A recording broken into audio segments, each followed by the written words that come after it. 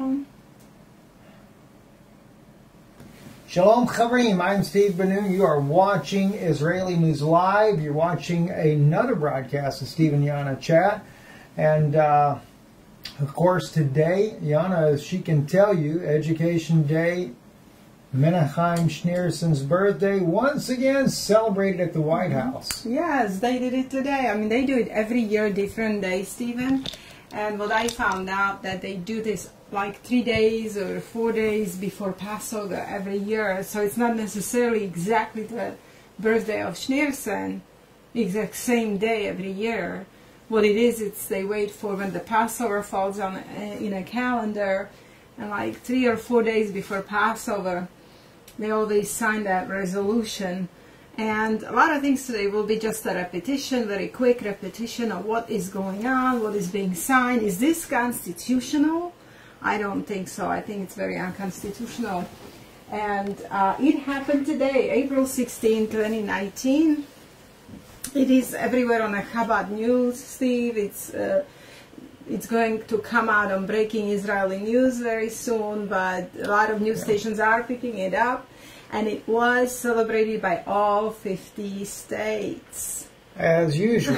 So people that think it's not growing in popularity, it is. Well, Did you notice on here, the very article you put, vaccinate your kids today, please contact your doctor immediately, Pesach checklist. Yeah, well, oh well.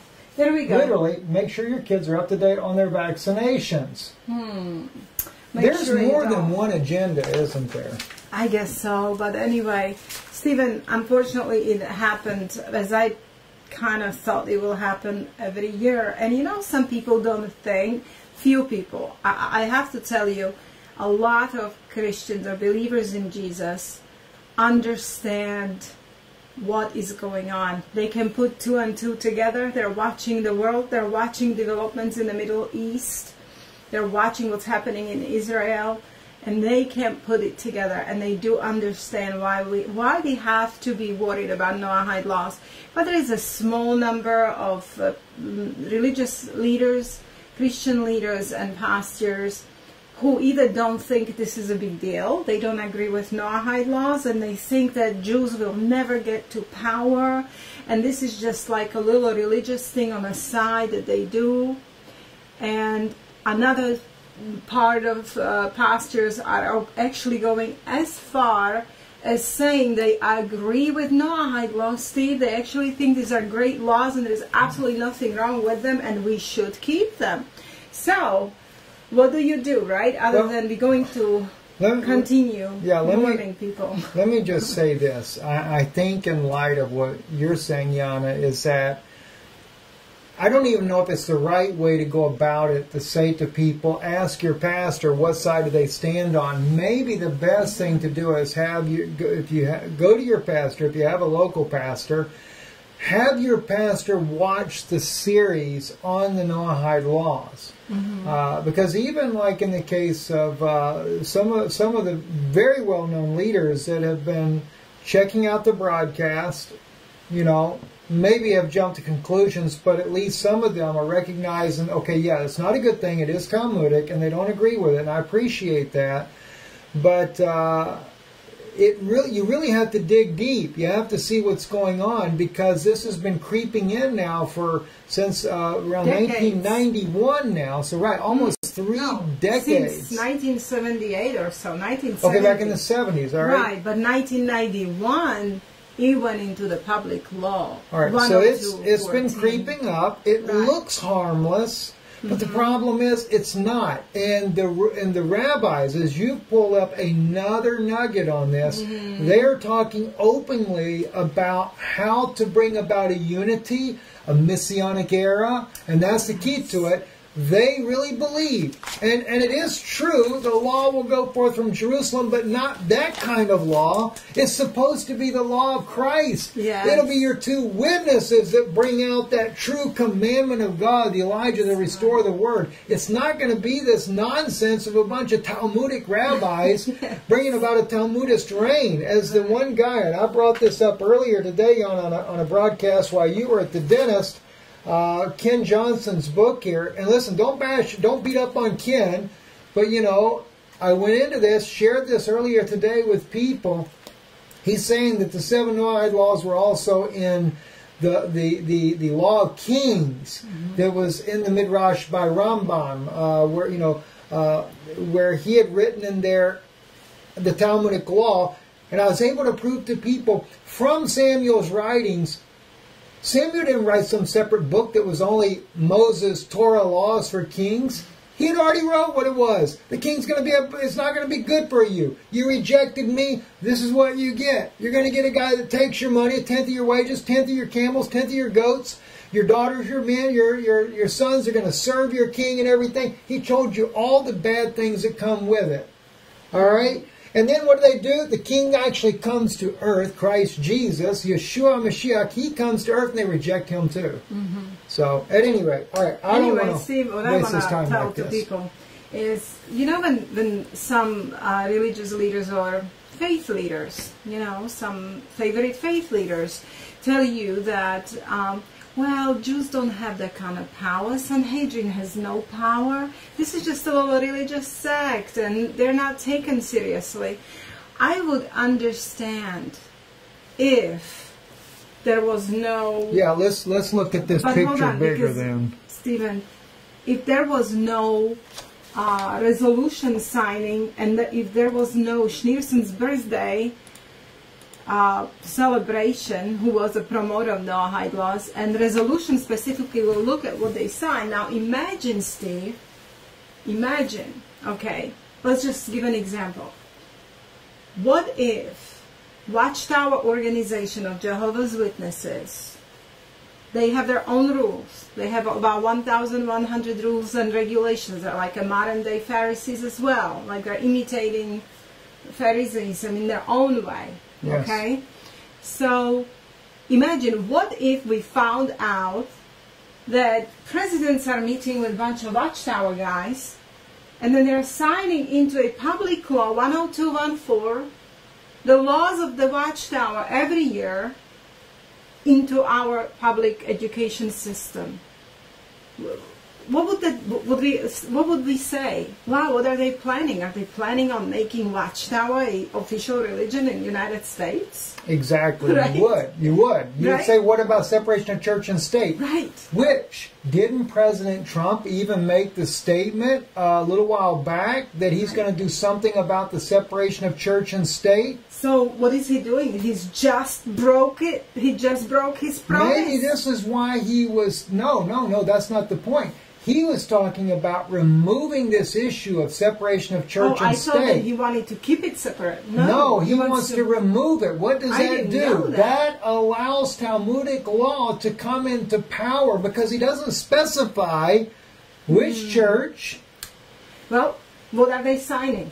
Who you see here? Do you see any? And what they do, they also made it. Since he's been president, I don't know where this. We have to look this up and research it. But he made it to where ministers now can be vocal about what they believe, and it not violate their 501c constitution or their 501c organization there. The 501c3. Yeah. Okay, I have another example. Listen to that example. What if there was a resolution in the state of Israel every year where all the religious Christian leaders would come with the president of Israel, and they were signing every year, re-signing, making sure it's re-signed every year, resolution that Jesus Christ is the Messiah. What would happen then? No, what if they just came in and they signed that they were going to honor his birthday? Right. And even though we don't know what day he's born on, let's just say they decide to honor every year December 25th as the birth of Jesus Christ. Which is not, we know, but let's say. One, Jews would tell you, that ain't going to happen in Israel. Right. Oh, my. What would Jews do? They would freak out and they would say, wow, they're planning to make a religion, official religion in Israel, Christianity. No way. Yes. And there would be huge, like, oh, Holocaust. You want to kill us. You want to kill us, right? Yes. Okay. Well, why do we agree with this little religious Hasidic sect and their Noahide laws, which are actually not only Hasidic sects, almost all Jews that are for Judaism. Doesn't matter what their little sects are. They all agree with Noahide laws. tell me, why are we signing them every year? Why are we? Yes, even though you may have the Reform Jews, they still are Talmudic. They still believe Talmud. They believe Maimonides, Rambam. They believe Rashi. They believe. They may not agree with Rambam's writings of capital punishment for the breaking of idolatry in modern times, because I've read that in some of their websites. But the Orthodox community does believe in the death penalty. And are these? These are all Chabad Lubavitch rabbis right here. Very Orthodox, very Hasidic. This is your Hasidic Jews who believe in Noahide laws and sect. punishment for them. So this is the point. If they just had their own religion on the side, okay, you can believe what you want. But please don't bring it to the White House. Right. Okay. Because we're not against Orthodox Jews by no means. I mean, for heaven's sake, this very organization I was a part of. So not all Chabad Jews, by the way, either wear black suits and black pants and a black hat. Many of the Chabad organization are businessmen and people in the community, and they just dress like every other day, and they only wear a yarmulke on Shabbat. So and many of them are decent people. They're not bad people per se, but it's the ideology that they believe so deeply on Talmudic laws and wanting to implement those laws on humanity. Because the whole idea, you have to understand, the Orthodox community believes that we're entering into the Messianic age. They believe that the Messiah is soon to return. But they believe also, this is the key to it, and listen, pastors, religious leaders that are watching this broadcast, don't miss this part right here. They believe the only way the Messiah can come is for first the Noahide laws to be implemented. So for them it is paramount for Noahide laws to be implemented in order for the Mashiach to come. For them it's a condition. Yes. Right? And Menachem Schneerson said that Messiah will not come unless all the Gentiles will convert to Noahidism. Unless they all obey Noahide laws. And these are the people who have power in Israel today. Because we know very well Netanyahu's coalition is the Hasidic Jewish community that is very passionate about this. He met with Schneerson, and Schneerson told him that he's going to hand the keys to the Messiah. So this is what's scary about it. This is why we have to watch it. And listen, here's one thing, Yana, that a lot of people, if you really want to grasp the gravity of how powerful this organization can be, we are right now waging wars in Syria. We've waged it in Iraq. We are willing to wage it with Iran. Who do you think is pulling the strings of Netanyahu? And Netanyahu is also an Orthodox Jew. Again, he just doesn't wear the black coat, black pants, and the black yarmulke and a black top hat. All right? But he's also an Orthodox Jew. And the coalition of his government is the most Hasidic Jews. And of course, they know that according to their own Talmudic beliefs, you have to destroy the Assyrians. You have to destroy Edom. You have to destroy Egypt. We have been warring according to Talmudic tradition already. And none of the things that Netanyahu has said has been true. There were no weapons of mass destruction in Iraq. Syria is not a threat to Israel. No. Even though we've blown them to smithereens, they're still not a threat to Israel. They're doing it for Oded Yinon plan, making borders bigger and all of that. So, but anyway, see, it says it became a public law number 10214 because some people say it's not a law, it's just a resolution, which we will talk about. Is very in 1991 it becomes a public law. But it actually became a public law number 10214. So it is under public law to basically observe Schneerson's birthday. And what this resolution says, we read it before, we know what it says. Let's just read one sentence, but it says how Noahide laws are promoted in this. Here, Stephen, please just read. Okay, whereas in the tribute to this great spiritual leader, the Rebbe, this has 19th year will be seen as one of education and giving. the year in which we turn to education and charity to return the world to the moral and ethical values contained in the 7 Noahide laws. Okay. And okay, That's right. We read it on many of our broadcasts, so I don't want to spend time on this. I just want to remind people that this Education Sharing Day, that is celebrating Schneerson, which we will talk about Schneerson a little bit more today. It's connected to the 7 Noahide laws. Schneerson was a proselyte for 7 Noahide laws, and his pupils today, Hasidic Chabad Jews, Sanhedrin Jews, from Sanhedrin, they are all proselyting and making things happen, actually forming groups that teach non-Jews and especially Christians, and a lot of Christians are leaving Yeshua, Stephen. We'll talk about it as we will see here soon. Okay, this is what I wanted to, this is from Rebbe.org, and you know how some people say, oh, it's only a resolution, it's just a resolution. Well, he addressed this, that's him, that's Schneerson, okay? So let's see what he says. Let's start from here, and we'll leave you a link so you can watch the whole video. And he's talking about 7 Noahide laws. Okay. Okay. You want to play it? Yeah. You have the button on your side. The disease of crime is a reality. Continue. But recognizing that it is a real should bring about real change. The immediate reprogramming of education system to stop this disease before it manifests. To summarize, firstly, the recent incident is a wake-up call for action. True, the process must begin with a resolution. The process of change, immediate change and radical change in education must start with resolution. With a resolution. That's his birthday, right? No, that's the resolution they're signing. Yes. He says, true, the process must begin with a resolution. With a resolution, okay. But during the time it takes to be reviewed by committees, and to wait a vote, and for nationwide referendum to be organized. That's basically what he's telling you here. Yeah, I want to play a whole video. Okay, so we have to have the resolution while they get everything passed. Now, I will say this, and what's important.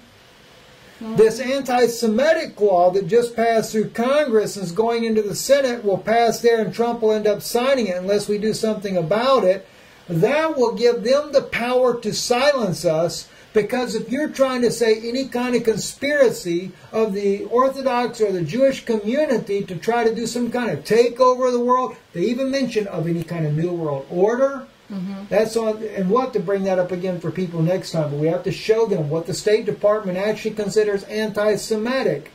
If they pass that into law, what we're doing now will be silenced, all the videos will be removed, and if we speak about it again, we'll go 20 years to prison. Right. So they're setting up. So out of his own mouth, first resolution, then he's going to go to pass for a vote, and it will be a national referendum to be organized. So that's a plan, you see. So this resolution, that's just the beginning. It's been going on for decades. What's coming next? Exactly. As we go forward in time, and as Sanhedrin will strengthen, become more popular with the 70 nations, right? And now, you know, we will show at the end, Stephen, how Sanhedrin just organizes now the slaughter of animals. Yes. We would never think, like let's say 5 years ago, 3 years ago, Stephen, would you ever say they will ever do it? Well, they will say, well, maybe we've been seeing little evidences, little bit at a time, that the Israeli government always intervened. They wouldn't allow them to do it, ones that have done it. But now the Israeli government is making the provisions for it to be done. Right. You see, things are being put in place. Yes. Like, for example, now that embassy moved to Jerusalem, what did Netanyahu say in 2014? When this happens, and a nation-state law will pass. Yes. Talmud will be official legal code of Israel. Wow, what you know, Stephen. Let me just share another one with you that's very important here while you get the next frame ready. So is it just like a little innocent nothing? No, we can see something is brewing, right? Something is cooking. Yes. Okay. Yeah. I'm going to go to John, the Gospel of John, I believe it is, in chapter 4. You know, for those pastors who say that it's insignificant, it's just like saying that woman is pregnant, something is cooking inside of her, the belly is growing, she's eventually going to give birth and the baby will be here, you know? So something is happening. And it's always more and more signs and more strength to the Sanhedrin and Talmud, now legal code of state of Israel, resolution signing. Rebbe is telling you resolution is just the beginning. Okay, then it's the vote, and then it will be entire people are going to accept this. I mean, it's just crazy if you don't see it. Some people just don't see it, Steve. That's right. I'm trying to find, I know it's in the book of John, and so maybe if people can help me out on this, where John actually speaks about the time will come where they will think they do God a service by killing you. Right.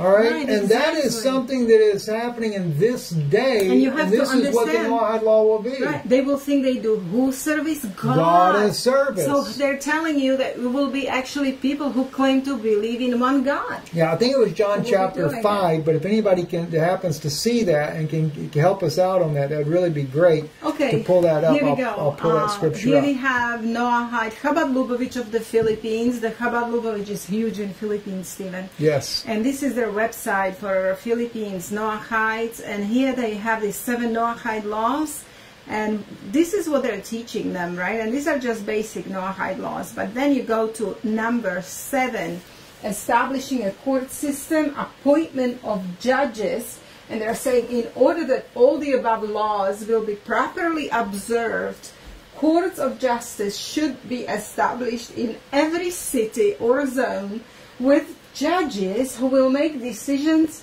with regard to these commandments and have the authority to punish those who transgress them. Every person who has an argument will be able to go to these appointed judges and obey their judgment. That's another scary thing, Steve. That's part of these commandments. It's not only, oh, here's the law, you have to obey the law, and God will judge you in the future whether you obey them or not. Oh, no, it's not God judging you. Okay? Right. Look, read it again, Steve. In order that all the above laws will be properly observed, courts of justice should be established in every city or zone with judges who will make decisions with regards to these commandments and have the authority to punish those who transgress them. Every person who has an argument will be able to go to these appointed judges and obey their judgment. So it's a human judge specifically trained by Sanhedrin. I mean, this is scary. And you know, it's not just the Philippines either. This is on a global scale. Oh, yeah. Europe, Russia, you name it. I know, that's their law, but I showed Philippines because it's a biggest... I think it was Jedi shared with me real quick the scripture. So thank you. And several others also shared this with us about John. It's actually John, the Gospel of John, chapter 16, is specifically verse 2. But let me just real quick read to you. These things, verse 1, 16 verse 1, things have I spoken unto you, that you should not be offended. They shall put you out of the synagogues. Yea, the time cometh that whosoever killeth you will think that he doeth God service. And these things will they do unto you, because they have not known the Father nor me. And is that not true? Yeshua said when he was here they didn't know the Father. They still don't believe that Yeshua is the Messiah, and as a result, they, as you mentioned, Yana, before, that's those from that synagogue of Satan, is the Pharisees of that day. We have the modern-day Pharisees. They make no bones about it. It's written in all the literature, Rabbinic Judaism, of the Orthodox Hasidic Jews, that they say they're the Pharisees of 2,000 years ago. Stephen, what you just read to the people identifies only one group of people. Exactly. And it's these people. Exactly. Yeah. You know, and let me just say this again. I got to state this for the record because we have not brought it out as of yet in depth. We mentioned this on a chat before. In the book of Revelation, you shared this revelation with me that blew me away. We shared it with Dr. Pigeon and Brother Brad Huckins. Dr. Pigeon's mouth dropped open in the room. And then he said, "You're exactly right, Yana. Can you just quickly mention that revelation?" I said that last week already. But just say it again. Because this is what's going on. I mean, we are dealing with a situation from the book of Revelation. We haven't taken the time really to dive deep into Revelation yet. But we're talking about that beast that was, that is not, and shall be again. Well, yeah, he was. At the time of Christ, they had power with the government. They were together with Rome, and, you know, they had power over the people, religious law, halakha, and they were no church and state separated. They were together. Yes. Okay, and now they got a wound because when temple was destroyed, they lost the power. Jews were dispersed. The Sanhedrin lost the power over people.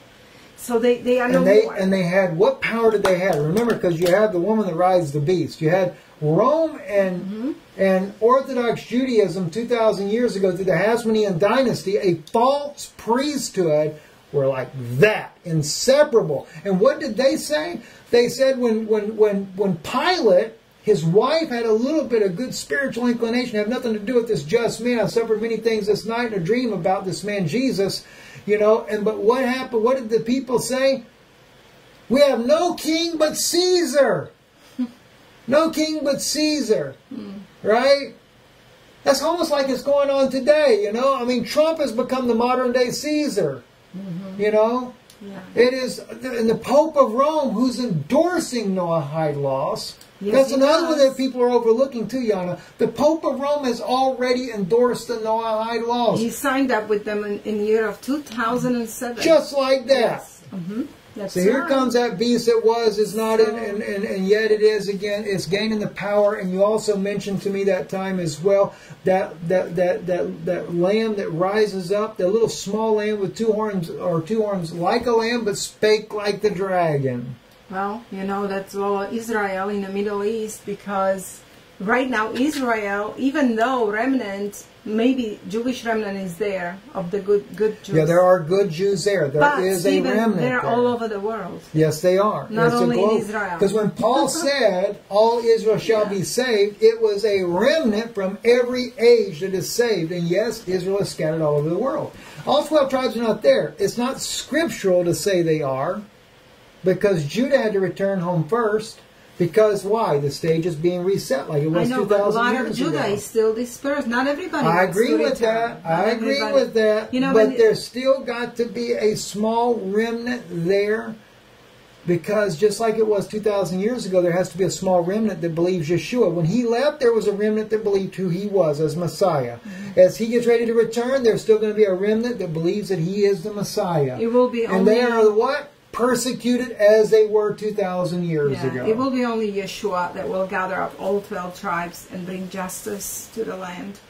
But anyway, where did I want to go? The video. Okay, here we go. This is I don't know his name. Maybe they identify, but I knew his name. And I Jews for Judaism is from the group that it is. Click on the show more. Just a second, guys. I'm really sorry. I'm real tired because I had a really big day. Rabbi Michael Skobach. Okay, Rabbi Michael Skobach, that's his name. He is from Canada, and he's giving a talk, 47-minute talk on Noahide laws.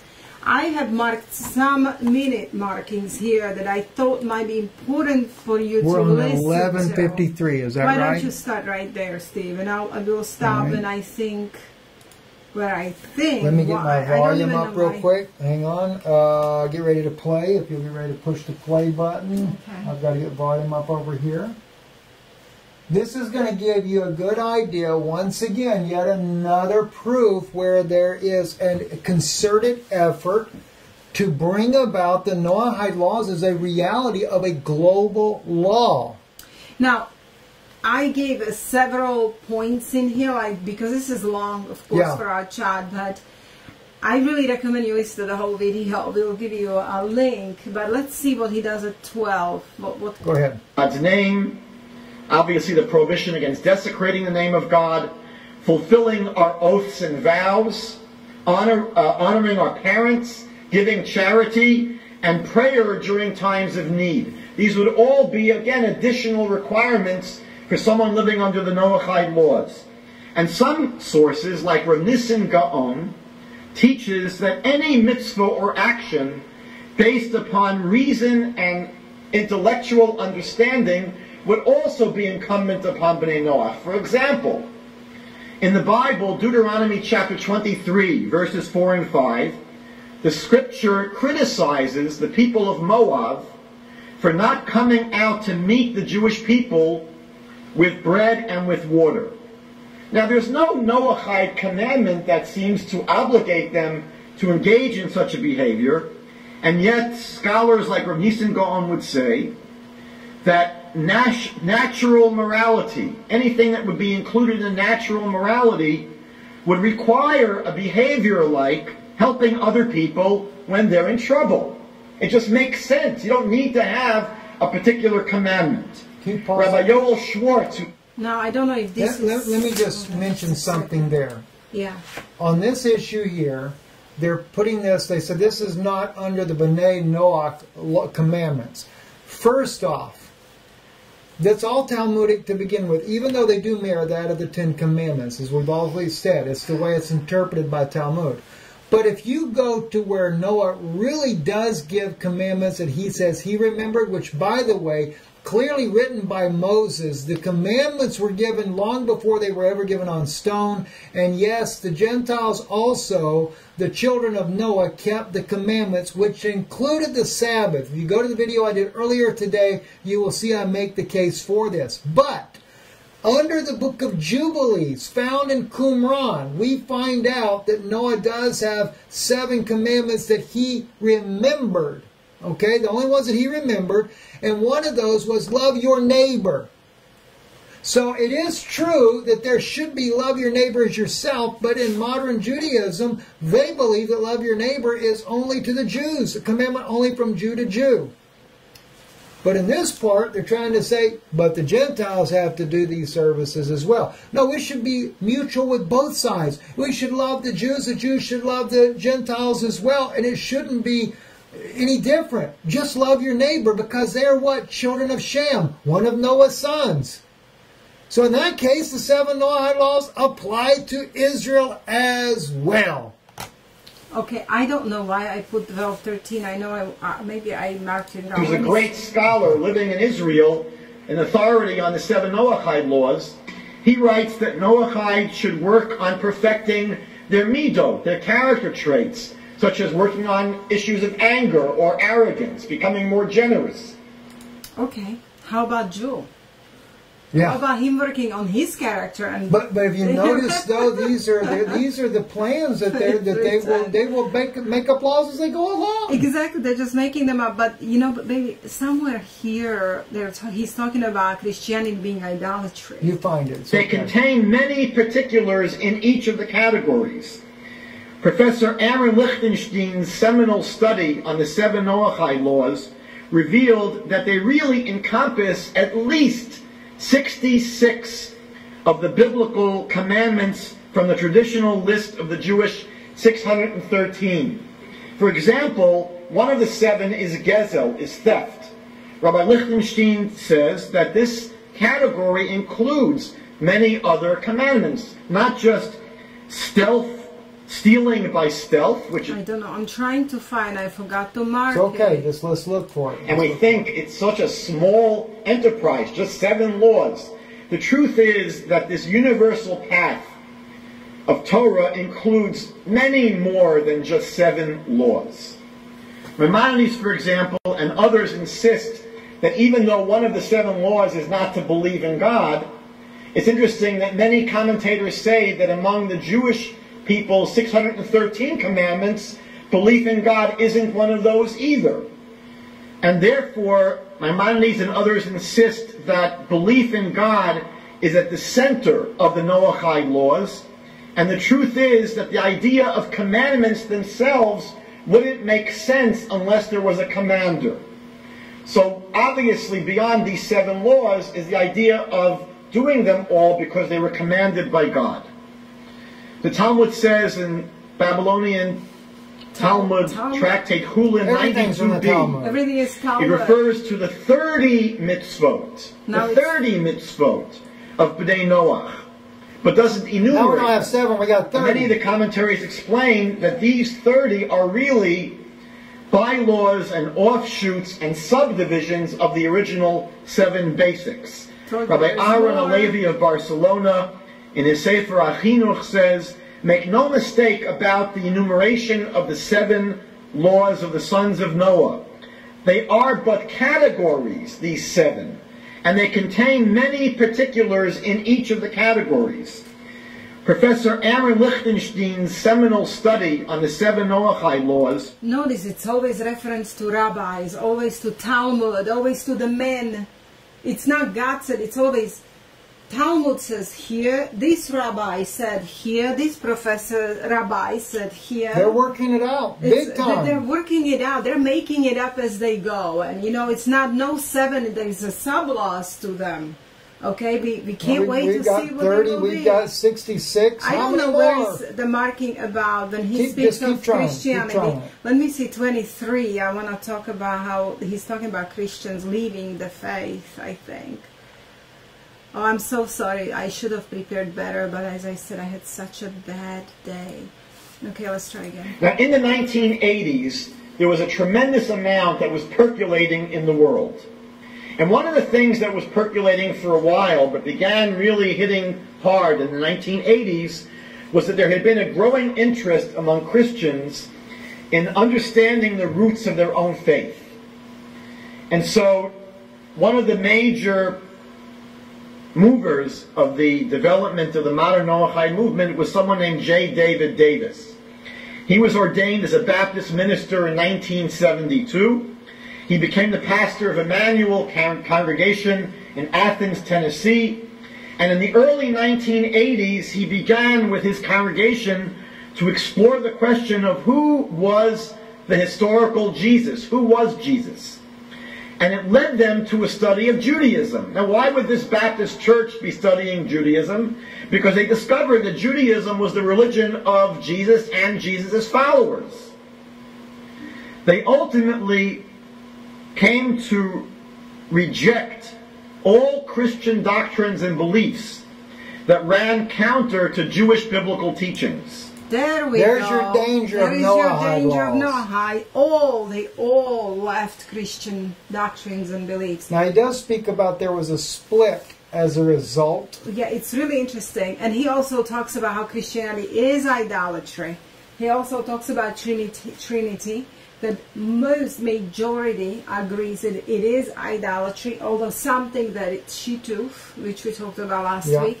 But he says no, majority think it's idolatry. Okay, but this is very important because he's talking about a lot of Christians. He's giving actually name of pastors who left Jesus for Noahide laws. Okay, but Steve, do you really think that Jesus was adhered to Judaism as we know it today? He was, even when he was here, he was refuting Talmudic law. He even refuted some of the Levitical law, saying that, you know, an eye for an eye and a tooth for a tooth, but I say unto you, if he smites you on your cheek, give him your other cheek as well. In other words, don't take vengeance. Yeah, so when this rabbi here says that, they found out that Jesus had Judaism as his religion and his followers had Judaism, that's not true.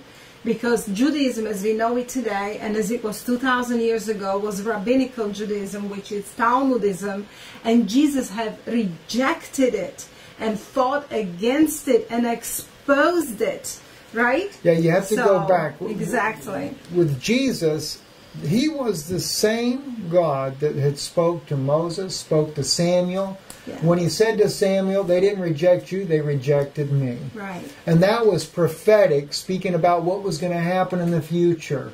And until the Jewish people go back, we have to go, as Jews, we have to go back to where we rejected God with Samuel the prophet. We've got to go all the way back to there. And then realize, because right now they're trying to get a king. They want a king over Israel. Right, they do. The only king we have is Christ Jesus, Yeshua HaMashich. Okay, at 27:37 he will speak about redemption and how Judaism says that redemption will come only through the Jewish people. Redemption, even for Gentiles, will come through Jews. You see, that's another danger of Noahide laws, because Noahide laws will force you to obey them, of course. They want to force people eventually to obey Noahide laws. But these Noahide laws, the redemption is never through obeying any laws. It's always through faith in Christ. Yes. Right? Based on grace, not through some Noahide laws. But you will see how he says that redemption comes only through the Jewish people. It's 27. So let me see. So just remember, that's what you get with Noahide laws. Yeah, let's keep listening. Of his personal spiritual manifesto, it is called Restoring Abrahamic Faith. And in this book he explores what he believes was the ancient spiritual path of righteous people like Noah, like Hanoch, Shem, Eber, Melchizedek. And the book centers on three major themes. The first theme is knowing God, the one true God who is the creator of the entire universe. The second theme is following the way of God, which again Professor Tabor sees in the 5 books of Moses is a life of righteousness and justice. And finally, the third element is participating in God's plan for the redemption of the world through the teachings of the Jewish people. So redemption. Now it's important for me to point out that it wasn't only these three Okay.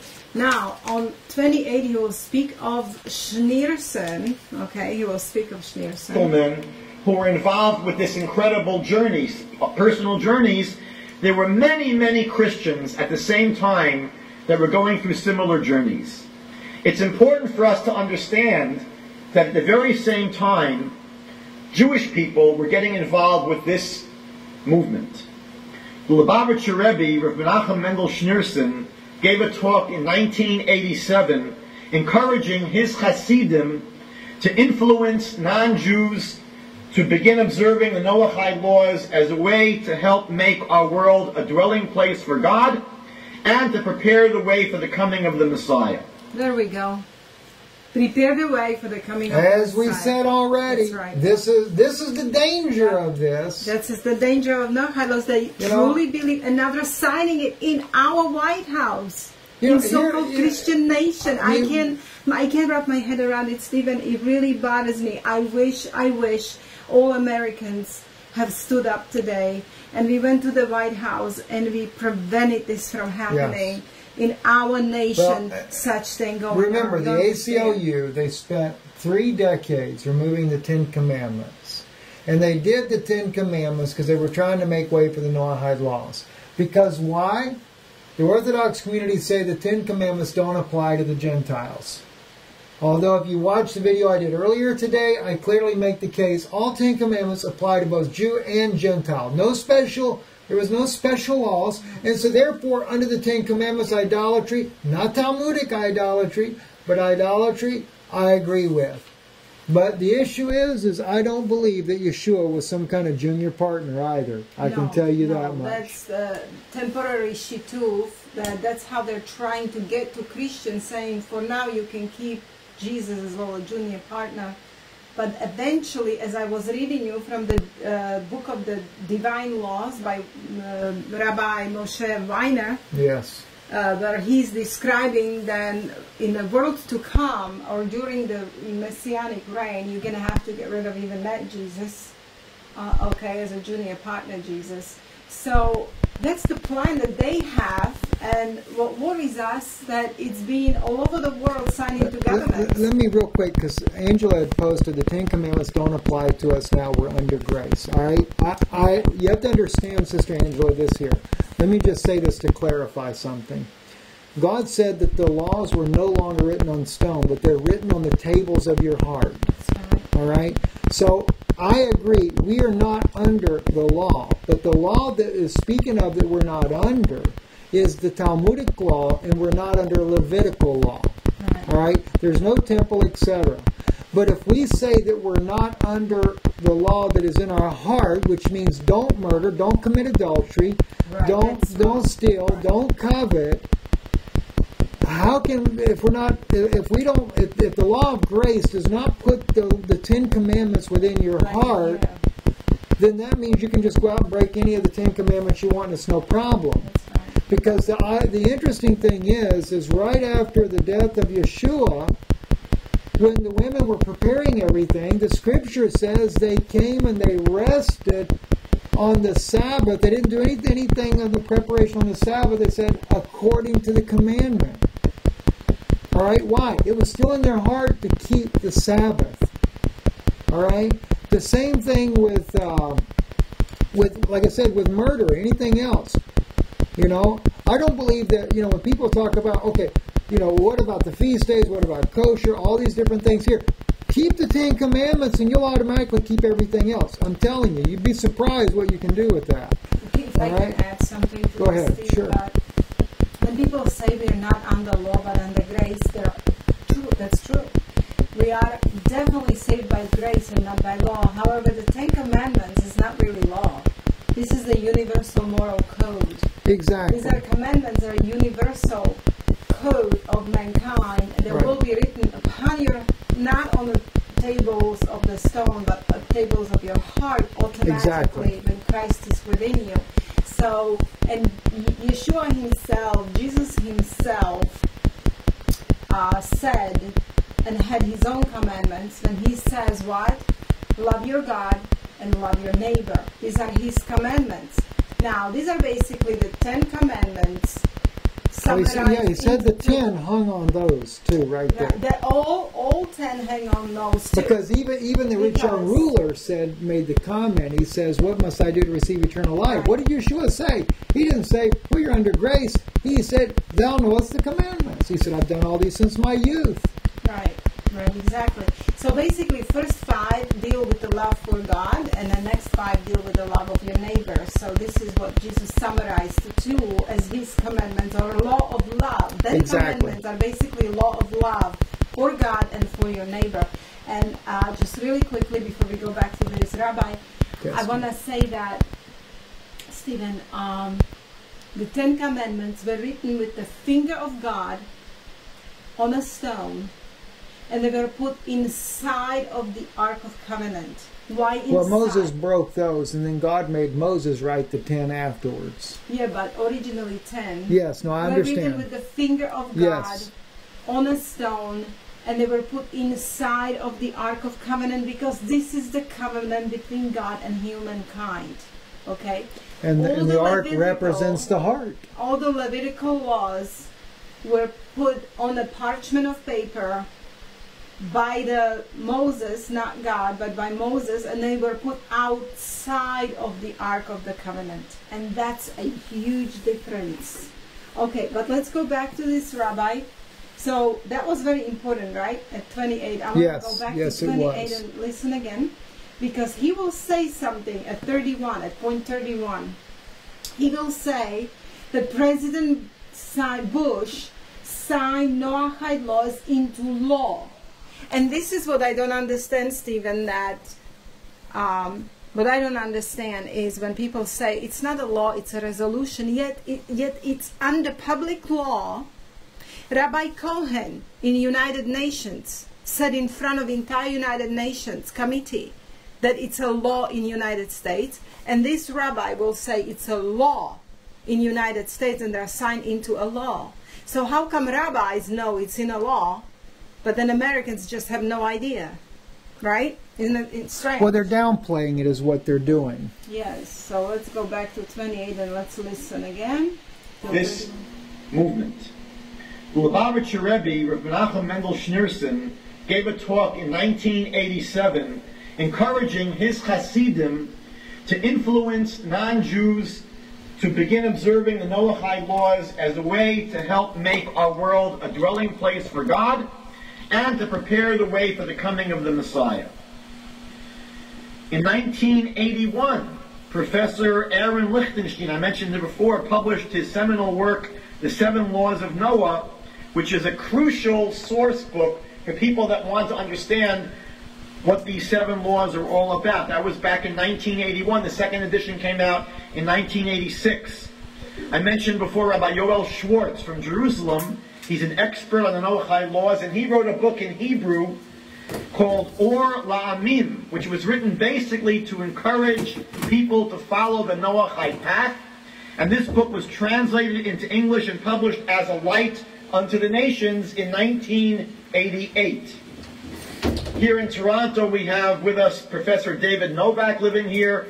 He published a 480-page work in 1983 called The Image of the Non-Jew in Judaism, which focuses on the Noahide laws. In 1987, a very important book called The Path of the Righteous Gentile was published by Chaim Chlorfin and Yaakov Rugalski, which presented really... Okay, he's giving all the rabbis that are writing about this, but now let's keep moving to... massive guide to Noahide resources and leaders throughout the world. Okay. Now, this synergy between these activists, these early Christian activists or former Christian activists, and these Jewish teachers led to the launching of the modern Noahide movement and its spreading in modern times. In 1990, Wendell Jones organized a major conference in Fort Worth, Texas. It was attended by Noahides and by rabbis from both the United States and Israel. And there they formed the Agudat Kerem B'nai Noach, the Union of the Vineyard of the Children of Noah. And the chief rabbi of Israel at the time, Mordechai Eliyahu, sent both his approval and his blessings for this enterprise. On March 20th, 1990, President George Bush signed into law a joint resolution of both houses of Congress recognizing the 7 Noahide laws as the bedrock of society from the dawn of civilization. And he urged the United States to return to the moral and ethical values contained in the 7 Noahide laws. Got it? He just did. Does anybody miss this, whether or not it is a law or not a law? And he urged everybody in the United States to return to the ethics of 7 Noahide laws. And when he speaks of all these Christian activists, he fixed himself and said ex-Christians. Yes, ex-Christians. Ex-Christians. Right, exactly. So the thing is become the true Noahide. This and there is something 3740. I don't know what it was. I forgot to mark it. I'm so sorry. You're so unprofessional, Steve, today. Well, I didn't know our battery was dying on the microphone, so the microphone, one mic started dying, so we still should have enough to keep going. I hope we have forgiving audience. Yes. So I saw it. I just happened to be looking at the comments for a second there, and they were saying, we're losing the mic, and I'm looking at it, and I saw it start slowly going down. So we got it fixed. Yeah. I don't know how long the other batteries will last. I don't have time to change them all out. Let's only in the 10th or 12th session, but it's going to be a very long course. They're hoping after they teach this course for a few times to put together a resource guide that may be published. But this is really the first time that we've had outstanding Talmidei Chachamim, outstanding Torah scholars that are weighing in on the practical issues of the application of Noahide law. It's one thing to deal with Noahide law in theory, but you really need specialists in Jewish law to develop the practice. A practice! I think many people believe that the Noahide movement is a prophetic end-time phenomenon. The prophet Zechariah in chapter 8, verse 23, and many other scriptures in the Jewish Bible speak of a time when non-Jews will turn to the Jewish people seeking spiritual guidance. For most of Jewish history, this might have sounded like science fiction. For most of our history, the world has been trying to kill us. And we couldn't imagine there's going to be a time when people are saying, please teach us. Okay. He just said that this is a major end-time phenomena. Major end-time phenomena. And Gentiles are there will be an end time phenomenon. Right. There will come a time when the Christian wants to hear the laws of God from a Jew. Now, but not but now here, think about it. I need to go back and look at the prophecy. Maybe the prophet knew that they're going to bring about Talmudic law in the last days. But the point is, we know that Elijah, according to Jesus' own words, he will come and restore what? All things. Right. So and Moses comes with him as one of those two witnesses, and they're going to be where? In Jerusalem. And what did God say in Revelation? What did John say when he wrote about it? That the city, that great city where their bodies are going to lay dead in chapter 11, it was called that great city that is spiritually called Sodom and Egypt.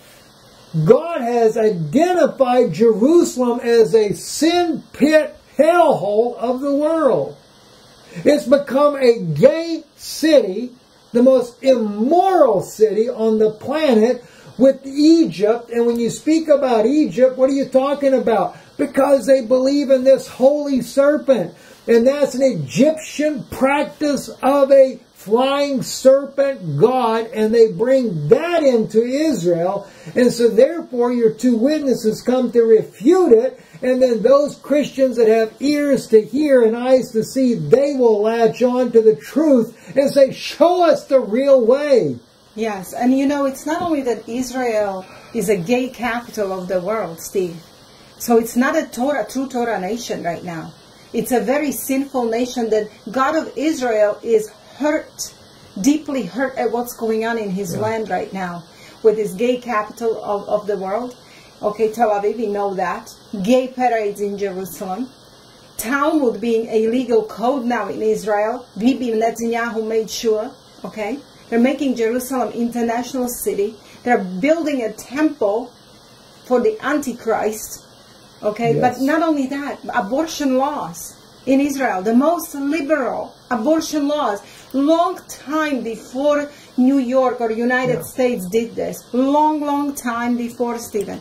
And you know, the day that this happened, Amir Tsarfati from Behold Israel said that he's wearing black because he's mourning how New York have passed this law to kill babies right before 9 months before birth, right before birth or even after. Well, he should be wearing black this whole time in Israel. Stephen, then. I have told him, I said, well, shame on you, Amir. You should be wearing black from very long time because your own country has these laws a very long time ago, and your beloved IDF that you love so much is allowing free government-paid abortions for every IDF female soldier, and you don't wear black for Israel. You're only pointing out what's happening in New York. We only go by whatever Israel is doing. Yeah, Israel does third trimester. So don't be a hypocrite. Don't be a hypocrite. Okay, do admit that the Israel. Why are we so angry right now, Stephen, with Israel? Because it's abomination. What is going on right now in Israel. People not realize if there was a true prophet in the land right now, that prophet would be blasting the government of Israel. Talk about Jeremiah. Talk about all You'd these see a repeat of Jeremiah. You'd see a repeat of Isaiah. Do you think they would say, oh great, let's support Israel, let's support the Bibi Netanyahu because they're so great and everything is so wonderful in Israel? No. They would be crying. Who was the naked prophet, Steve? That was Isaiah. Yeah, when he took off his clothes and he went naked in front of people and said, God sees your sins and you're naked in front of him. Right now, Isaiah would be naked right there in the middle of Jerusalem. That's what Israel is doing today. And this is what we don't like as Jews, and we will never agree or support Israel. Yes. Somebody asked about Israel has these abortion laws. Let me just say, sister that asked that, Israel has third trimester. It was passed by Prime Minister Netanyahu. In other words, you can abort the baby all the way up to the last day before birth. Long time ago. Long. Years ago. Right. That was passed by Netanyahu. That's right. Israel used to have one of the most strictest abortion laws. They allowed abortion, but it was very strict. because they didn't want it to be there. Here comes Netanyahu.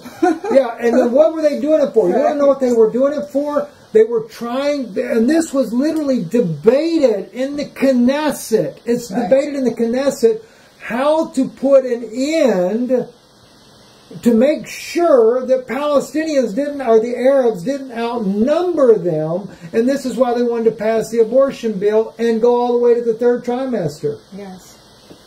Didn't know that one, huh? Wow. Well, all the batteries are dying. The light batteries are dying. Everything's dying. Since we were talking about Education Day USA, and it's in honor of Schneerson, who promoted Noahide laws, and our president has signed it with all the smile on his face.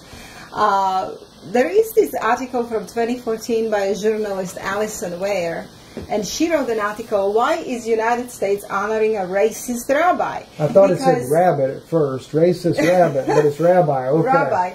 Well, you know, who was Schneerson? Everybody says, oh, he was such a great person and rabbi, and he was for equality and education. It has nothing to do with education. This law has nothing to do with math and English and science, and no education like this. It has everything to do with education about Noahide laws. But who was really Schneerson? In this article, she has... and she's a Jewish woman. Yes, and she has exposed some of the Schneerson's teachings. Let's see who we signed the law today, who we signed for today. Who we've been honoring, who we've been honoring, and who are 50 states honoring today. Well, let's see. This is what Schneerson was writing. You can read this. The difference between a Jewish and non-Jewish person stems from the common expression, let us differentiate. Thus, we do not have a case of profound change in which a person is merely on a superior level. Rather, we have a case of let us differentiate between totally different species. This is what needs to be said about the body. The body of a Jewish person is of totally different quality from the body of members of all nations of the world. The difference in the inner quality between Jews and non-Jews is so great that the bodies should be considered as completely different species. Quote unquote, Rabbi Menachem Schneerson. Let's keep moving.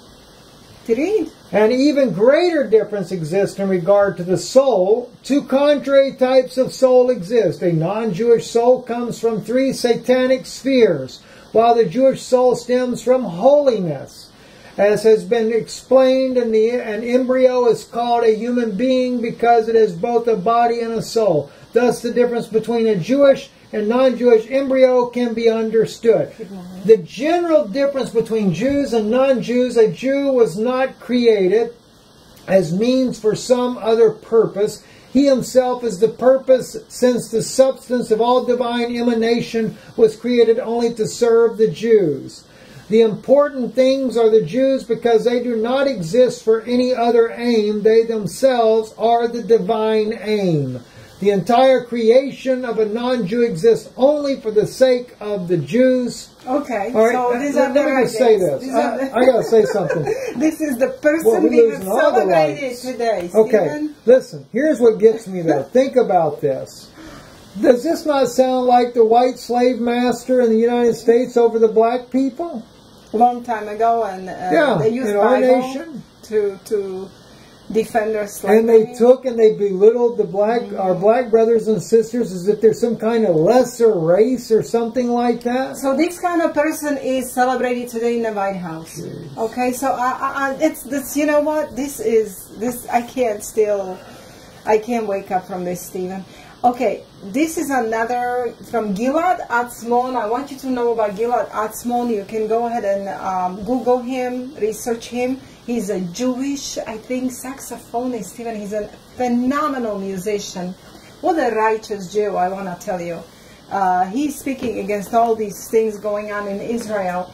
And he wrote here in 2017, the Lubavitcher. We will provide links for you if Stephen doesn't. The Lubavitcher's Rebbe's Dark Side. Right, and I don't want to go into this article because we'll be here forever. What I want to give you is links, but what he's saying that Lubavitcher was personally responsible for when Israel went and killed 17,000 Lebanese. Lebanese people. So murder of Palestinians. He was... Lebanese is in the country of Lebanon. Right. But it was the Palestinian refugee camps there? No, for Lebanon people and murder of Palestinians. He was justifying murder of Palestinian people. Killing and murdering Palestinian people. So he's really going deeply into what Schneerson did and who he really was. Okay. So there is no way that in our so-called Christian nation we should celebrate him in our White House, Steve. Exactly. Not even the birthday. And even if you don't consider the Noahide law application, not even the birthday. But it is for the purpose of Noahide laws because he proselyted for Noahide laws. How can we even take education from people like this? I mean, this is beyond my understanding.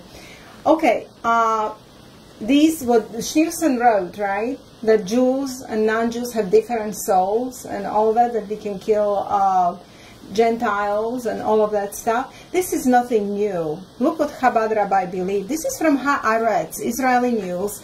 Of course, it's the older news, but here is the...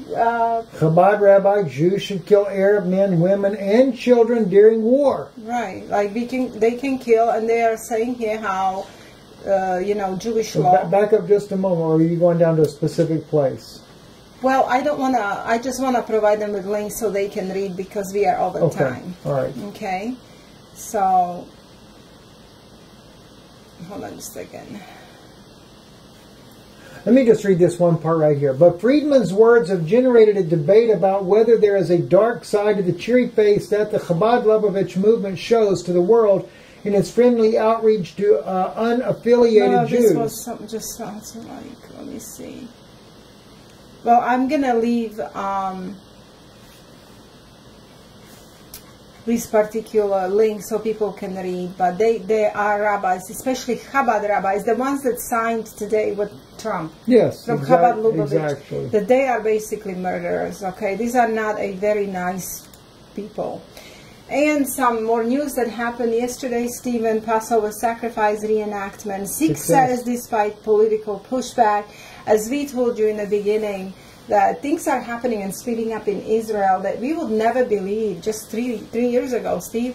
I mean, they were talking about doing this, but they had a problem with government and they could never actually do it. Been many attempts to do sacrifices near the Temple Mount, on the Temple Mount. The government's always intervened. Yes. Now the government is approving sacrifices to be carried out and closer to the Temple Mount. And eventually it will be on the Temple Mount. And it happened yesterday. So what's happening, what we can see since Trump has moved embassy to Jerusalem, since Talmud passed as a legal code for the state of Israel, that this religious Shas party, that Sanhedrin, are somehow strengthening. And they're able to go and do these kind of things now, Stephen. Not to mention that they have this Sanhedrin synagogue right below underground. Yes. And that's where Pompeo went. Yes. They were signing papers there. Mike Pompeo was there signing documents. Right. God only knows what documents he was signing. Exactly. So and then he's Nikki signing Haley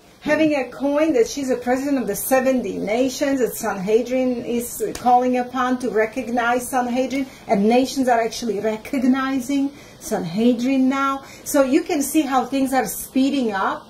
And so for anybody to say that they don't believe that these people have any kind of power, they're really misreading the scriptures. And the chief rabbi of Russia, Putin's rabbi, is a Chabad rabbi. He put the Chabad in control in Russia and also passed an anti-Semitic law. The Russians cannot, what I'm saying today to you, Russians can't say.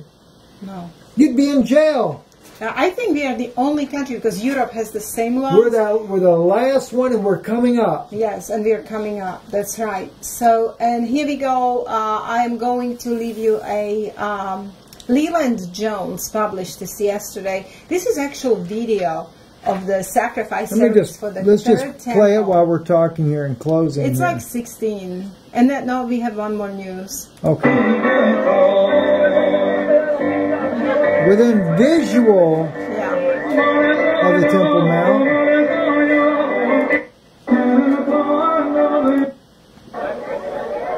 There is the thing. We're gonna bring up order.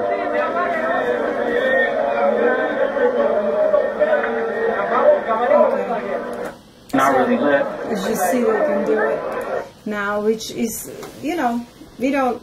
God does not want this temple. God does not approve of it.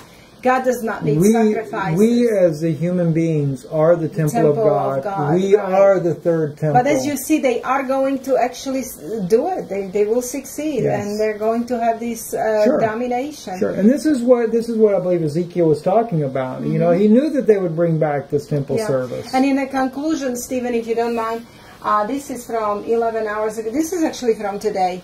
And we always bring up news about Catholic pedophilia. And I have learned, which we will talk about our chats, we're going to go more and more into a lot more things. But we have learned that Catholic Church or Vatican is actually another face of Talmudism or Pharisaism. It's like a Gentile face of Pharisee Talmudism. So is Freemasonry. This is what I'm researching right now. But this is DC synagogue accused in lawsuit of enabling systemic regular sexual abuse at preschool. Now, when you will read this article, the children abused were between 2 and 4 years of age. And it was extremely brutal. Like, here we go, most grievous, demeaning, and damaging form of sexual abuse in a synagogue. Okay, and was systemic and regular, and the victims include both girls and boys. Now, it was rabbis that were doing 23 plaintiffs. Yes, and then the synagogue was covering it up, Stephen. So, by their fruits you shall know them. Talmudic laws allows pedophilia. Yes, they allow pedophilia, and here are the fruits. So, it's not only Catholic churches, you see. Now we have their fruits right here. Absolutely. Okay, we are going to leave you all the links. We apologize for today's broadcast. It wasn't very professional. We're out of time. Well, it's not that it wasn't professional. We just did not know because the batteries all appeared to be full, but they do wear out eventually. Yeah. So we apologize for that. We did record it, though. So if we have any audio issues, it'll take me a few days to edit it. But I could go in there and fix the audio because I can duplicate the audio from the mic that was still working. And then that way we could actually upload it. We might just go ahead and upload it again anyway with a better quality, better audio for everybody. Can we pray at the end? Let's pray so the eyes of a lot of Jewish people who are only victims in this rabbinical system, that their eyes might come open and they might come to the knowledge of Yeshua. Amen. As there is Messiah, and also Gentiles, that they may come to an understanding of the times wake up we're living as well, in. so we can unite together. Heavenly Father, we just really sincerely, with our brothers and sisters that are listening around the world, maybe some of them that are not believers of Yeshua, could be Jewish, maybe Arabic. We have all kinds of people that listen, Father, and we just encourage, dear God, and ask that you would open the eyes of the people to recognize the seriousness of the hour we live in.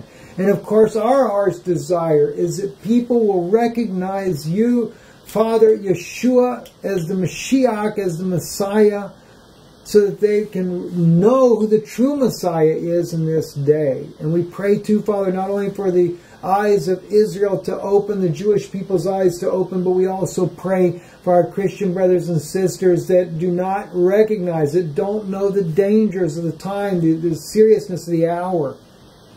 That you would shake them and awaken them from the deep slumber that they are in. As even it says about the virgins, the 10 virgins, they all slumbered and slept. Dear God, wake them up. The hour is drawing nigh, and they need to be awakened and trim their lamps and make ready, for truly Yeshua is even at the door. We ask this in the precious name of the Lord Jesus Christ, Yeshua HaMashich. Amen and amen. Amen. Let it be. Amen. Thank you. Thank you for watching. We trust it's a blessing for you and to you. And pray for us. We do have to do a little traveling this week, so do keep us in prayer as well. We got some exciting interviews over the next couple of days that are going to be airing here on Israeli News Live for you, and I'll be covering news as well, but also some special interviews coming up and some very interesting things. Won't speak about it yet. In the very near future, some new interviews, which I will mention one. We do want to get on Adam Green before too long. Yes, we do. Yes. What an amazing brother there. Yes. He's He really, such a good heart. True patriot. Yes. Yeah, his heart bleeds for America. Yes. And what I want to say, if you don't mind, please go to our Patreon, Israeli News Live Patreon. I did speak in Orlando conference about Noahide laws, and I provided a lot of proofs of documents of Vatican signing on, of the United Nations signing on. So go over there, please. And there is my speech that is about 2 hours long.